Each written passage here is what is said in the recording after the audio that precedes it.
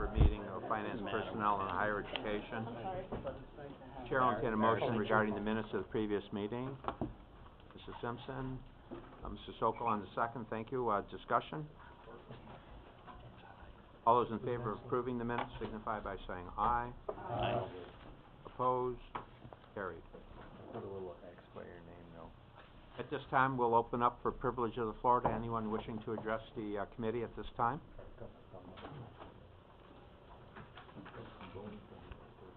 There being no one, we will move on into our action agenda.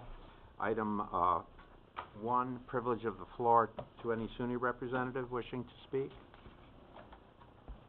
Item 2, request for transfer of funds is attached for committee approval. Chair will entertain a motion regarding item 2. Matt, Mr. Dickinson on the second.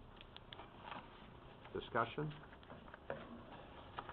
All those in favor of approving item 2 signify by saying aye. Aye. Opposed? Item 2 is carried. Item 3A, review of report on tracking of vacancies filled.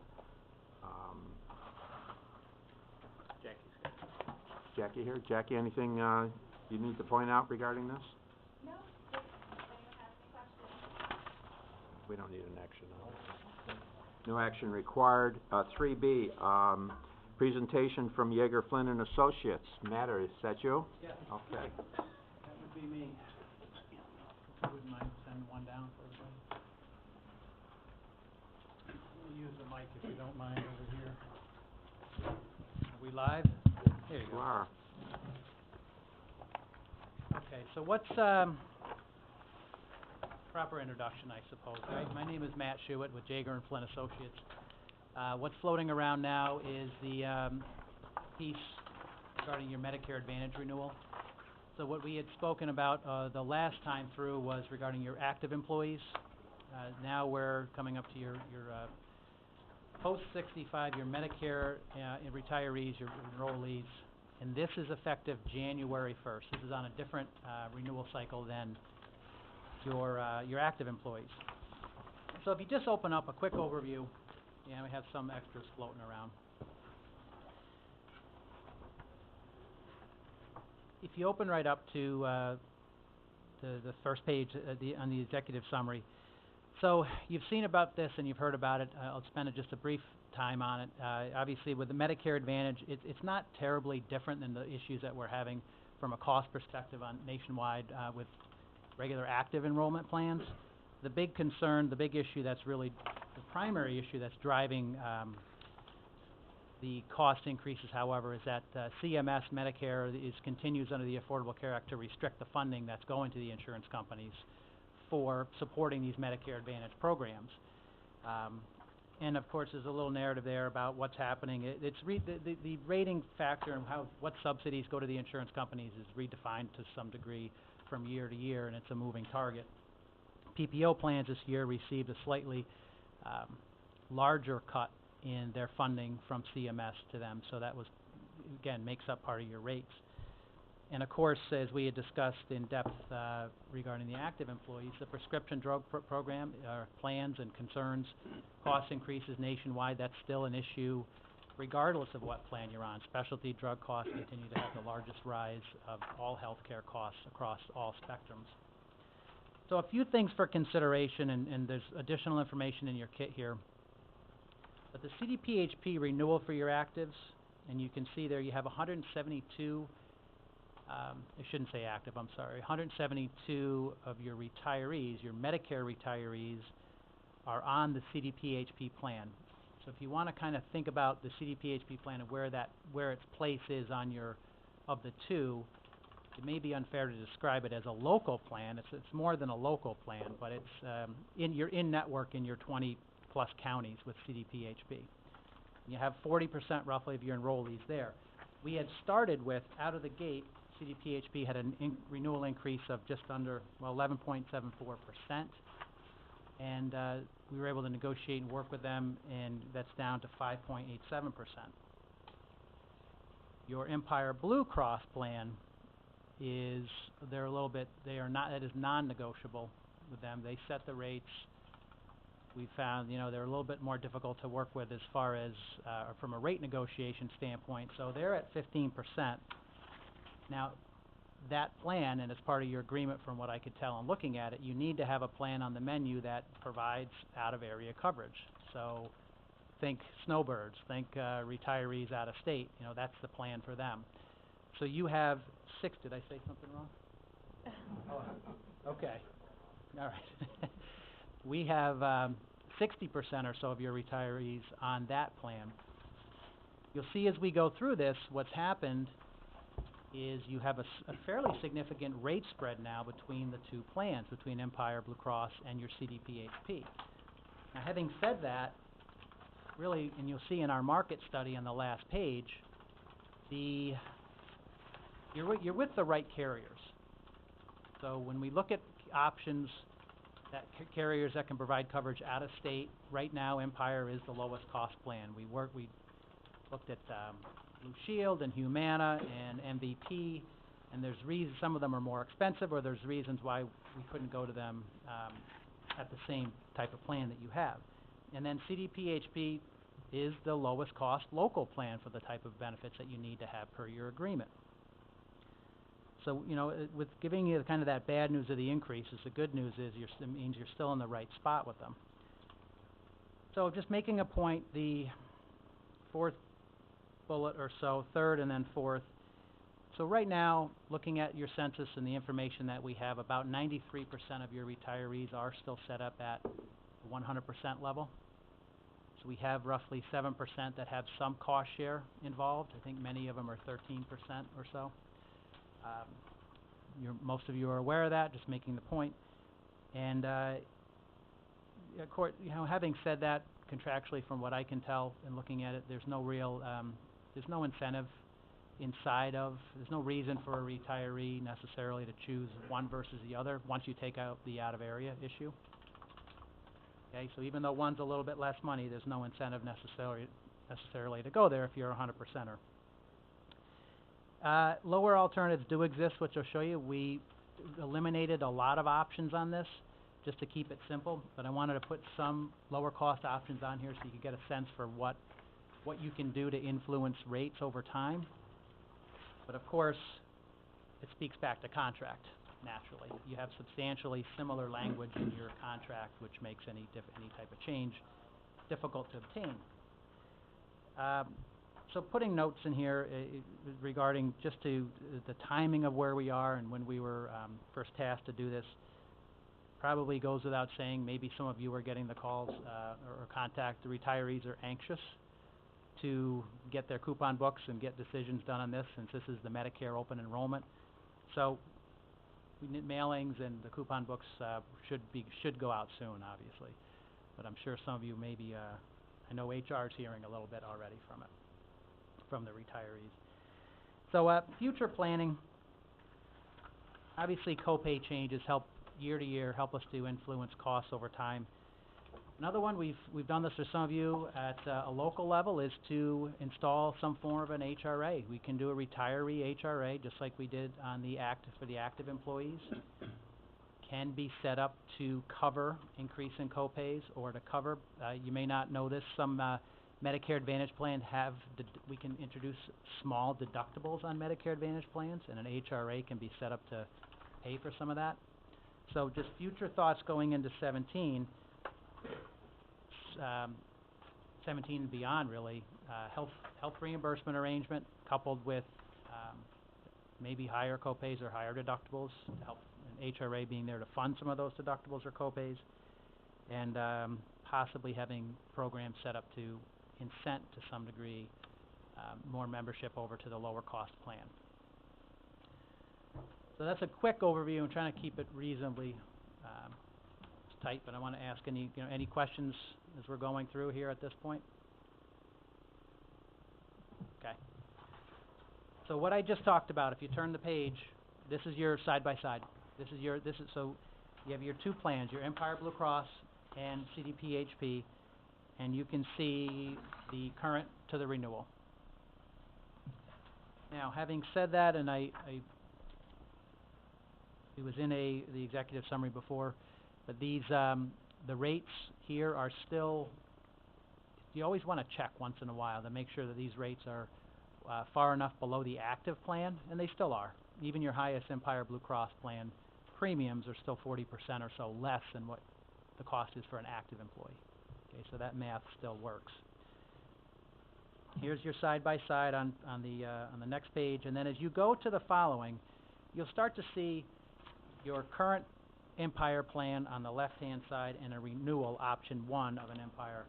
You can't, my understanding is it'd be difficult to make these changes now per contract, but you can get a sense for the items in red represent a change to that existing plan. So you can see if you add a deductible upfront of $100, and there's some, you can see some of the areas in red that change. Emergency room goes up by $5 from $60 to $65 copay. It gives you a sense of what it saves you in the premium. So this is just really illustrative at this point, I would say. It's taking a look at how you can influence costs down the road with these types of programs. And then the following page with CDPHP is a similar type discussion. You can wipe 6% off roughly the 5.87 by those items in red that do change. Okay, so and this is where we're back to the health reimbursement arrangement for a retiree HRA. You could possibly set those up to provide a pool of money to cover increases, and obviously you would need to have enough money saved to be able to pool that money and pay out of it for copay increases or whatnot. Yes? I have a question here. I'm on option 1. This is a more generic question, but my wife is a recent level 1 diabetic. What the hell is COINS? COINS. It's an abbreviation for co-insurance. So co-insurance meaning, so you have the prosthetic device. Dennis is about, for those of you that want to know, it's about the middle of the page where it says 10%. So today, under Empire Blue Cross, the co-insurance, if you have a prosthetic device, Empire will pay 90% of it. Okay. And then the member's on the hook for 10% of that, which not 10% of, it's not unlimited. You hit the ceiling of the out-of-pocket maximum. Yeah, sorry everybody, this is Dave Shantz too. He's our internal Medicare expert, retiree expert. And he made the point to me, and it's true, it's 10% of the Medicare allowed amount. So it's not willy-nilly set whatever they want to charge. There is a ceiling on it. Well, I want to tell you, I don't know how you can work in the insurance business. We question it sometimes ourselves. Yeah. This has been a real challenge for my wife and I with the insurance companies and the doctors and the drug companies. It's just ongoing every day. And I'll tell you, for anybody who is living hand-to-mouth, it's a disaster. I am not, fortunately. My wife is very well taken care of, but it's a lot. I've gone in at times and paid $600+ to get test strips, little plastic test strips. Matt? Yeah. Yes. I'm sorry. Rachel? That's fine, thank you. Matt, we talked a little bit about telemed a few months ago, and we're aware that that's going to decrease a lot of those ER visits, the urgent care, some doctor visits, and all in all reducing the number of employees that are actually going physically to the doctors. Is that something we're offering going into 2017? We're talking for active employees now primarily.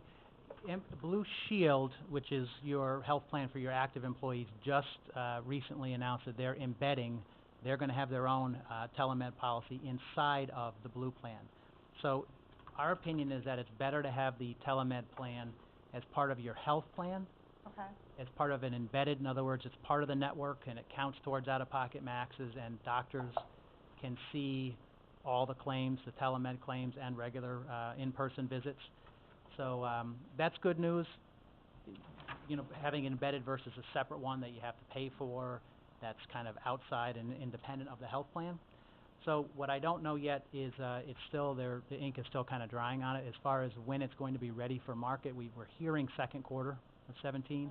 So I anticipate really we're going to want to do some type of marketing campaign to everybody, because I agree with you 100%. It's a good thing. It'll save, it should save on claim dollars, and it'll be a convenience for the employees too. So we're in support of it.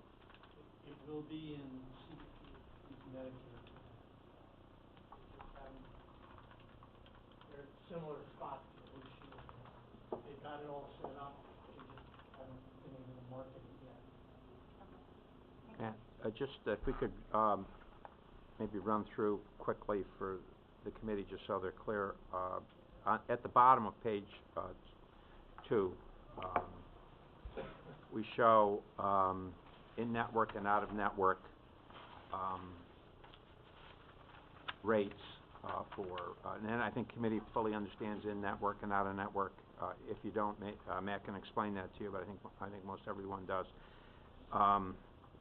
We show Medicare premium currently $350.02. Now that would be $350.02. The Medicare premium, that would be per person. Correct. And then would that be per month? Yes. And that's per month. I just want to make sure the committee's. And the renewal then would be $402.60 per month. Correct. Per person. Correct. So for retired employee and spouse, we're looking at $100 a month for the two of them. Increase, right.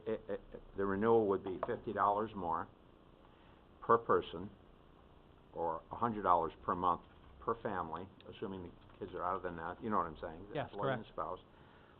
So the Empire Blue Cross plan shows for a $1,200 a year increase in the supplement program. For a retired, for two people. Retiree and spouse. Yep, 600 for one, 1,200 for two. Okay, and that would be year over year. Correct. Wow. I mean, that's just astonishing. And I just want to quickly, if we could, go over on the same line, but if we go over to the CDPHP, currently the premium is $282.90 a month, and we would be going to $299.50, correct? Correct. So that the different monthly payment, premium payment for employees and or spouse would be between the two plans would be $402.60 as opposed to $299.50, correct? Correct. And there's 172 retirees that are presently under the CDPHP plan. So that if we drop down now to estimated annual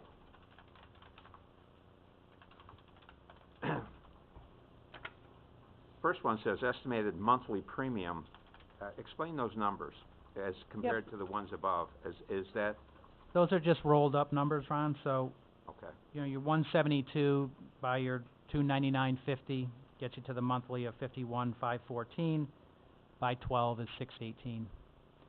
So that's all, that's just a rolled up number. I see. But, yeah, there's a substantial difference between the two.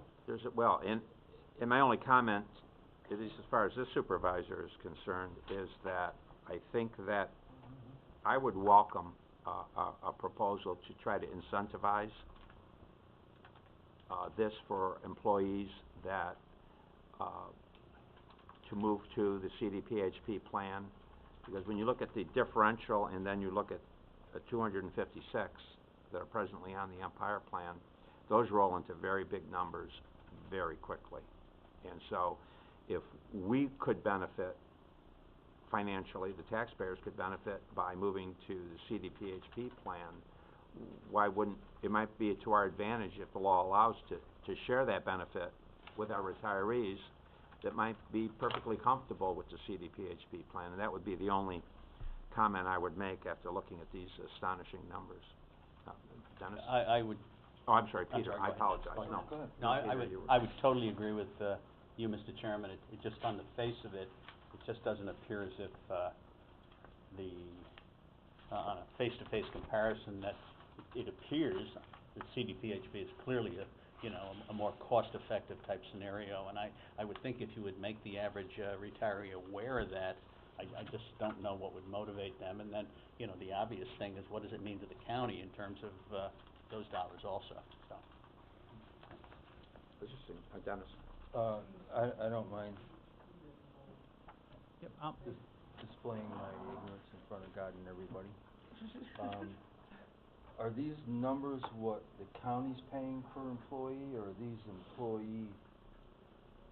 that number is, you have, a great majority, 93% or so are retirees that don't pay anything toward it. So yes, it's for 93% of your employees, this is the county cost.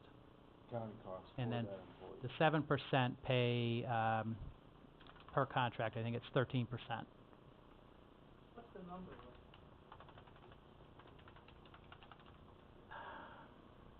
Off the top of my head here. I think, Ron, I think we had 26 retirees that were, that are paying that 13%. Doug? Yeah, so I just wanna make sure I'm clear, 'cause we're not insurance experts in this regard. So, if the retirees basically are not paying they only pay 7%, correct? Only a few of them, only 26 or so. And I applaud your effort to get them to go from the expensive plan to the less expensive plan, because that helps us as a county, as all taxpayers, reduce our premium bill, correct, so far? Mhm. Okay, so I'm sitting there as a retiree saying, okay, I'm only paying 7% of that total county bill. No, only 7% of all the retirees Okay. pay anything. Okay, but they're paying Those that do 13%. pay- They're paying, okay, Correct. but still, is there enough difference to that retired employee to go to the less expensive plan? So some thoughts on this, and we'd have to change the plan. So we'd have to introduce a plan, well, I shouldn't say it that way. What we could do one way you could possibly incent is to have a health reimbursement account, okay, some pool of money, it's called an HRA, and we could have one, it could be for, the CDPHP plan, and it may be a higher amount, and we'd have one for Empire too, because we have to stay within the rules. We can't, on the surface, treat one differently than the other, okay? But we can, you could have a higher HRA amount with the CDPHP plan, so retirees could reimburse, say, up to, we'll just pick a number, $500, where they could submit their $15 copay, their, $30 generic or name brand copay for prescriptions. They could submit all of that for reimbursement, and we could have the Empire reimbursement pile be a little bit lower. And so you'd have some incentive for retirees to go to that CDPHP plan. Now, we have to look at the math, because you then also have 172 people who voluntarily made this choice on their own, that you'd have to set up that same pool of money. So, we'd have to look and see if that would work on both sides of it. But, yes, and Ron, before I forget, Ron brought up, what about, out of area? There are some employees that retirees that now live in Florida, or, all year or majority of the year. Empire is the appropriate plan for them, for better or worse. So you're not going to incentivize everybody to move over. And agreement-wise, from what I can tell, you do have to have a plan that has out-of-area coverage, from what I could see in the agreement. But we could also, in time, provide for people that have moved to other states like Florida, the opportunity to move to another plan, and we would pay up to what we would have paid under our local plan. Correct. So that's moving forward into different contracts of, yes, can you turn your contribution versus having it pay for a certain plan, can you turn that contribution into a pile of money that they can go use it how they wish toward health care? Sure. Because it may be, just as for example, it may be that in Florida, for example, given the demographics in Florida, that they might be able to achieve a comparable plan at less cost, in which case it's to our benefit to want to reimburse them up to that amount, if you're following what I'm saying. And Matt? I was just gonna say that, in Oregon, it's worked very well with HRAs. and incentivizing, to move from one plan to another. We just, it's worked very well, so. It's, yeah, and everybody's been happy. The employees have been happy with the coverages and the way it's worked out. Do a lower bill. We get a, yeah. So, well, we're interrupting your presentation here, Matt, but It's done, yeah, no, I think these are very important points. And it's very important for people to understand these numbers and the direction of these numbers. yes. It's, significant. No, as far as, it's not necessarily a formal presentation, I wanted to, these are good questions that I certainly wanted to talk about. I would say for this renewal, the timing of where we are, the fact that you have a contract in place now that, the substantially similar language is in there, this year we're recommending to renew it as it is. I think as far as future planning, absolutely, everything we talked about, I think makes sense, pulling that into the, conversation in 17 for 2018 planning and future. All those items I would like to put on the agenda, absolutely. But at this time, where we are timing-wise, and contract, our recommendation is to accept the CDPHP and Empire renewal. I'll make that motion. We have a motion to approve the plans, Mr. Sokol, on the second. I particularly like the idea of, at least in concept, of creating a pool, if you will, of what the savings might be that would be, have to be determined annually based on the premiums, and then having a formula to share that with, some amount of that with the retirees that wish to move to the more affordable plan. Now, what exactly those numbers might be and the complexity of that, I'll leave to you fine gentlemen. I see some smiling going on over there, but and frankly, I also think that to the degree we can offer some flexibility to our retirees, that where if they can on their own achieve more affordable plans as a result of moving, as this example, to Florida or wherever, that we also incentivize that as well. And then on the other hand, I also think that in terms that we need to be thinking about offering options to people that wish those options. And then I think that if there's significant differences between in-area and out-of-area benefit, for example, that might be of interest, especially over time. That may be of interest to our retirees that are having to contribute. And so I would hope that you could give that some thought as well. Mm-hmm. Ron? Yes, thank you.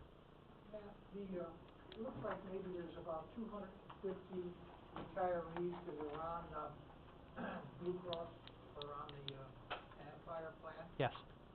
And of that, I mean, and those 250 aren't paying anything. So in order to incentivize that, we really need to do some kind of a program that the chairman was talking about. But beyond that, it has to be a pretty good program. Now, of the 250, how many do you think are out of state? That I don't know yet. We weren't able to go back before we... That would be an important consideration because, maybe they're never going to move unless we give them a fund of money to buy something in Florida. But if they're only there 6 months, they may not want to do that either. Yeah, that'll be part of the conversation, certainly, as we go forward of trying to pull out zip codes, get a feel for where people are, out of the area. And don't get me wrong, both plans do have out-of-network. When you see in those columns on the right-hand side, it does have out-of-network coverage. It's just, the Blue plan is recognized, certainly across the country, more than a CDPHP. But they do have a safety net with it. And I think most retirees don't want to mess with the plan for fear of losing. You have that, and you have just human inertia, which is, why move if there's no impact on cost. So, you know, I think that's just a people, we see it, even on the active plan, you know, we're doing open enrollments, we have 2 plans, and many people just, probably should consider the other plan, but sit tight, 'cause it's easier. You know, and that happens on this side too, it's how a lot of decisions get made, for better or worse. Supervisor Bramer? Thank you. Yeah, speaking of sitting tight, your recommendation is to stay with our current contract, renew the current contract, versus you, I think, you put in for each Empire and CDPHP an option that we could go to, but you're suggesting that that's not good for either us or the employees, or the retirees, because... The only reason I'm suggesting that is because of your existing contract. I'm showing that to you more as an illustration, so you can see potentially what's saved, but your contract, Oh, we can't move right now. to my Okay. knowledge, unless someone tells me otherwise, but that's what I'm seeing. Yeah, so that's more for illustrative. Those options did look a little cheaper for us, more, They are. but we can't move to them right now, or we shouldn't. That's my understanding. Okay. I don't think you can. I don't know about shouldn't, but I think down the road at some point, depending on how flexible your contract is, copay changes, the pile of money, the HRA, that would be all open. So that's more illustrative. I almost didn't put it there because this thing of why show it if you can't go there, but I decided to show you so you could see where the potential premium savings can come from some copay changes. It's not substantial. Well, once again, Matt, congratulations to you and your team. I mean, the clarity of this is just terrific, and it really, I think, simply spells it out what the challenge is going to be ahead. It's significant here, the financial challenge. Well, we have a motion and a second to approve the retirement plans as presented. Any further discussion? Are we ready for the question? All those in favor signify by saying aye. Aye. Opposed?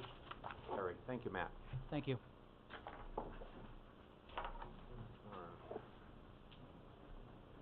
Alrighty, items 3C and D have been withdrawn on your agenda. We'll move to item 4, request for funding in the amount of $18,700.52 to pay coroner's invoices received. The coroner's budget has been exhausted and there are no other funds available to cover the cost. If we were to bring this to the floor for consideration, what might be a source of contingent? The source, I'm told, for if we do this, which I don't see we have a choice, would come from the contingency account. So if somebody would like to make that motion, Peter, Edna on the second. Any further discussion? Yeah, so, we're short 18,000? A lot of requests for autopsies. They have to ship the remains go to Albany now. They don't do any autopsies here in Glencoe. Really? Wow. Not doing it a year ago. So, adding up costs.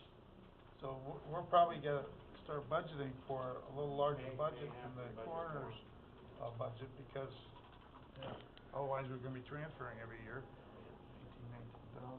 There's a cost about when you have to ship to Albany. Just for your information, that just about that cuts what's left in our contingency about in half. 16 left. 16 left between now and the end of the year, so we don't. I could say something funny now, but it's not really too funny. Rachel. Just a point of clarification then, that's 2 days, so we still have a couple more months to go for a coroner's budget, so very well could deplete that depending on now to the end of the year. Yeah, the 18,000 is, those are the bills we have That's sitting through- waiting to be paid right through, now. Through the date, through today, that's correct. Or through the time of submittal, actually. Alrighty. You ready for the question then? All those in favor of approving item 4 signify by saying aye. Aye. Opposed? Item 4 is carried.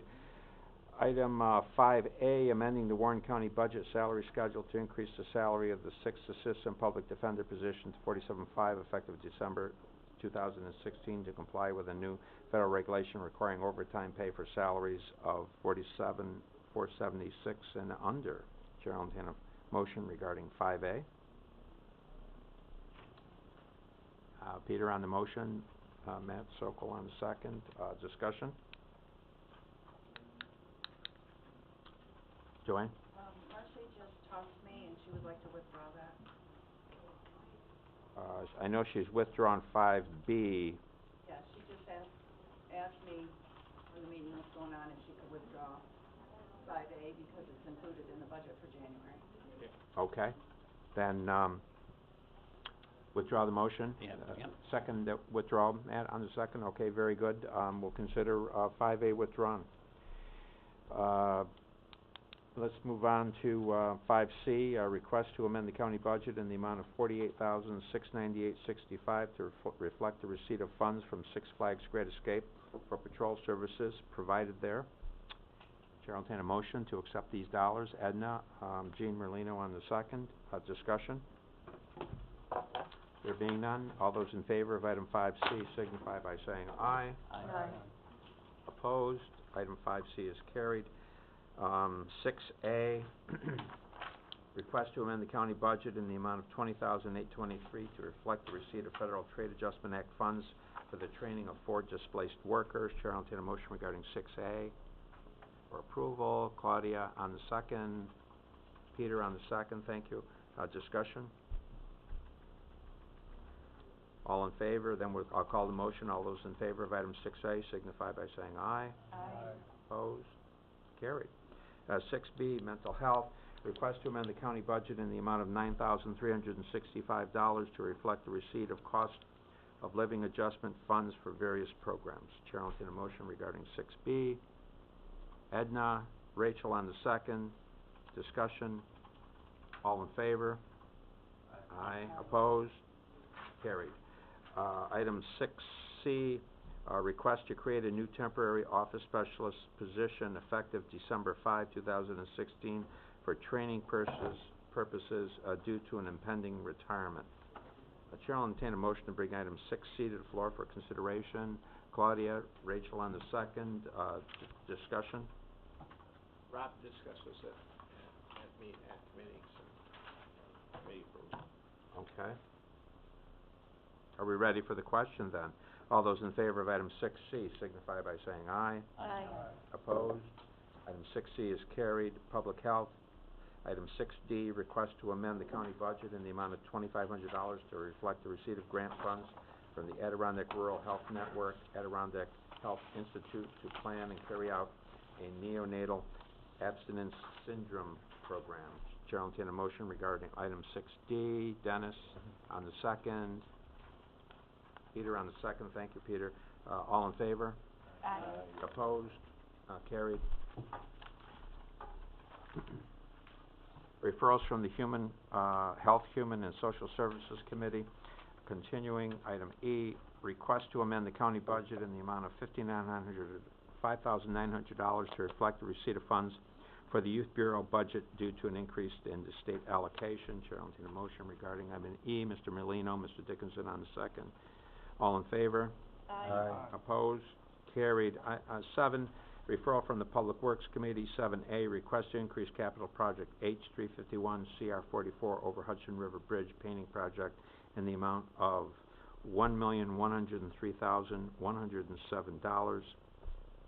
Chair will entertain a motion to bring this one to the floor for consideration. Mr. Dickinson, second. Edna on the second. Anyone just want to give us a brief on this? He's out in the hall, you want him? Yeah, I think we should bring him. That's a... I don't normally do this up, except when it gets above $1 million. Oh, I know that, but he should explain that to the committee. Is this the same one as we did earlier in the year? Go down to Lowe's and buy his paint or something. Is this your bridge, Gene? This is all, Not my bridge. what's that? To increase bridge work. Yeah, Mr. Commissioner, how are you today? Good, how are you? We just brought item 7A to the floor for discussion, $1,103,107. Your request to increase capital project H351. And before we acted, I thought that you should explain this to the committee. This is a federal aid project. We're paying 5% of the project, pending receipt of Marchicelli money. And it's a bridge painting project. County Route 44 bridge over the Hudson is a long span, it's a high, span over the river, it's a difficult project, that's what it costs to paint it. Where's it located? Right from, it goes between the town of Lake Luzerne to, Hadley. Yeah. Oh, that changes everything. That's the bridge over the River That's a Kwai. state bridge. Is that the? That's not Doug. a county bridge. The it's a one, state no, bridge. no, it's a county bridge, the one that is right there, that's a county bridge. Isn't this partially paid for by Saratoga County? Yes, it is half the local match Come on, is covered by Gene. Saratoga County. Get with the program. But that was a state bridge. But, Go ahead, We Doug. built it. He's talking the one by, Please, gentlemen. Not in mine, Doug. you're talking about the one further south? I'm talking about the one on the Bridge Street. That's, It goes into Hadley. I have two bridges that go. this is shared between Warren and Saratoga County. Every time we've worked on this, we've Right. always shared costs. All right. Yeah, a few years back, we did a project to address steel. Yeah. That was administered through my Apologize. department with All right. local match from, state bridge. Saratoga County. It's a county bridge. We did some steel repairs back a few years ago, now we're following up through with the, Thank you for your patience, Mr. Beatty. you're welcome, and I'm not very patient usually, right, so that's a, now, I was just wondering, it says request to increase. So what, we're increasing 1,100,000? Right. So what was the original amount? The original amount was for the design work and, bidding, and now we've bid the project, this is for the construction phase. And I advanced in conjunction with this, increase to the grant.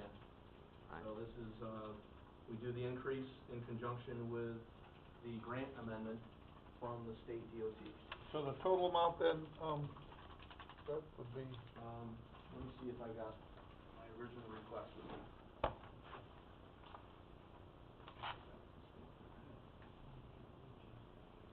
Is that a county road? He should really go get me. So the total project right now is, 1.167907. You're talking about the high bridge, right, where the kids jump off? Yeah, But that was a good question, Doug. The word increase was curious there. These come in, pieces, they piecemeal it, so this is our latest grant amendment with the total, federal share, the total state share, and the total local match. So this is our current total, price for the project. okay, so our share is 132,000. That is the total local cost right now, and it will be split, but we're also waiting for Marchicelli funds. We don't have Marchicelli funds, that will be reduced by that 132 will go to about, 40,000 in the end, of which we'll split that with Saratoga County. Right now, there's no Marchicelli funds available.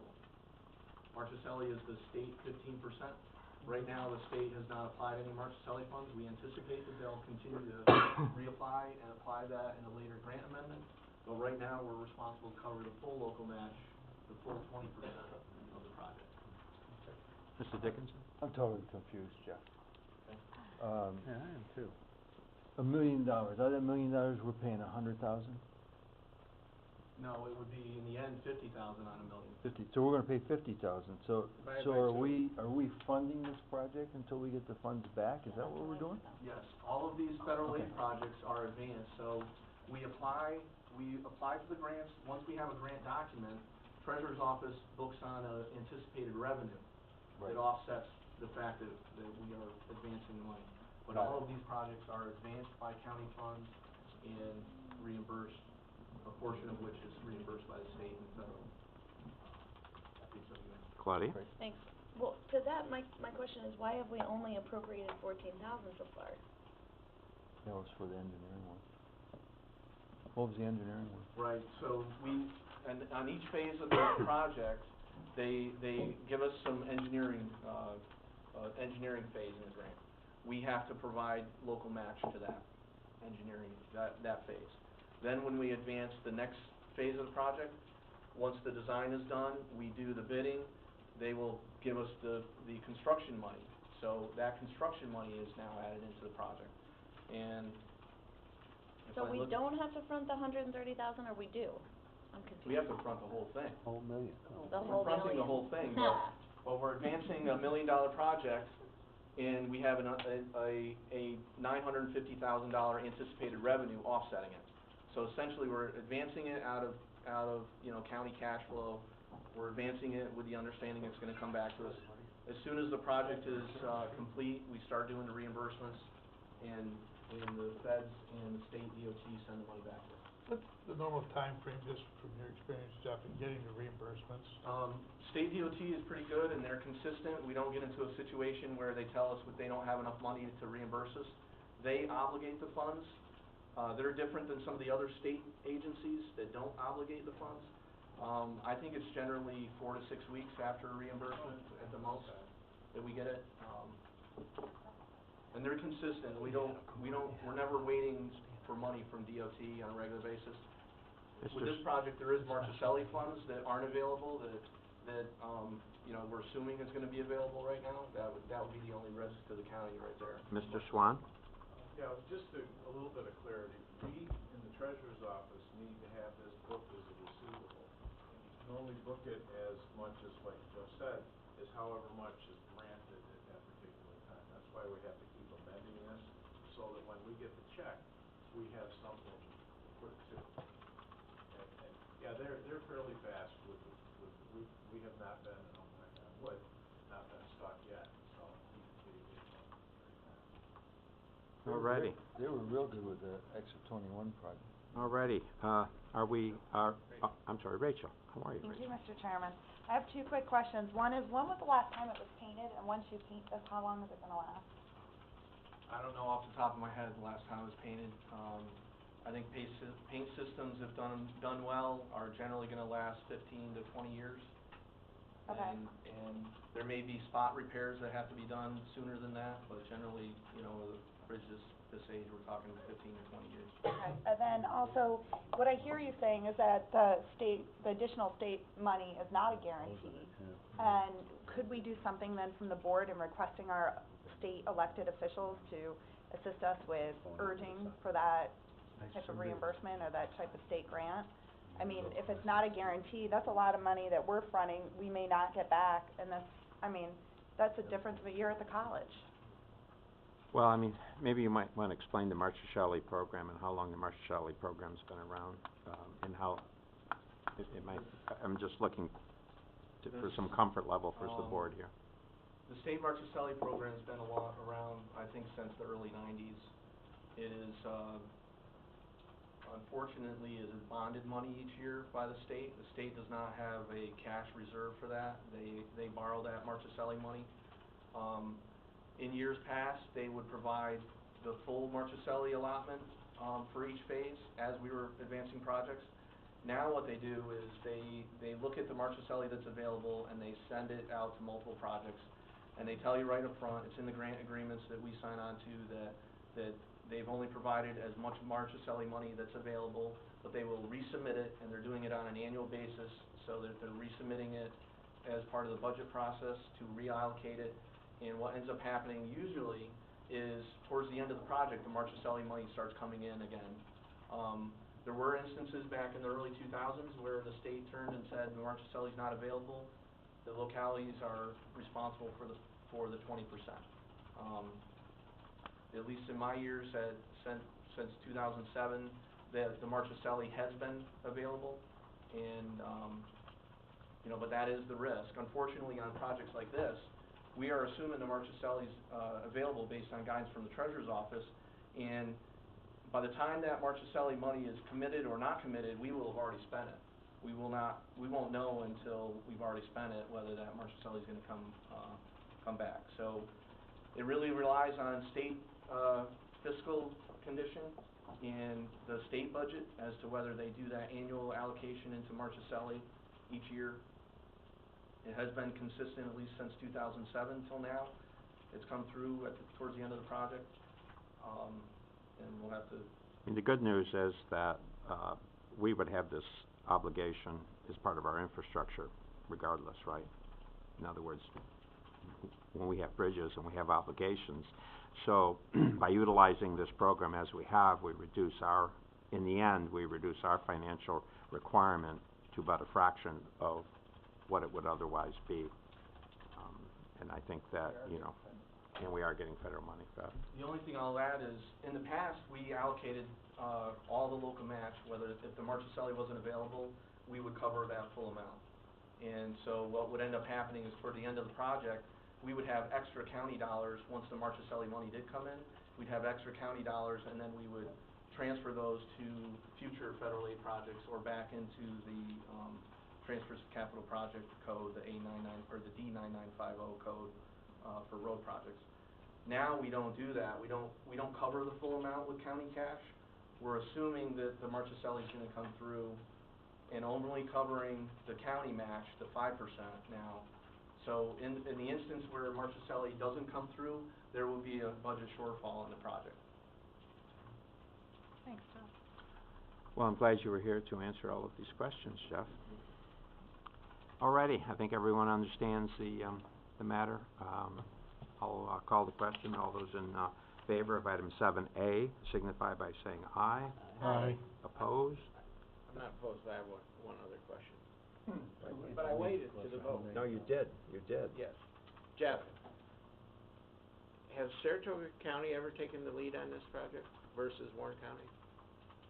We, frankly, we had that conversation, but, in the interest of advancing the project, we said we'll advance it again. It's a painting project, my staff advanced it again.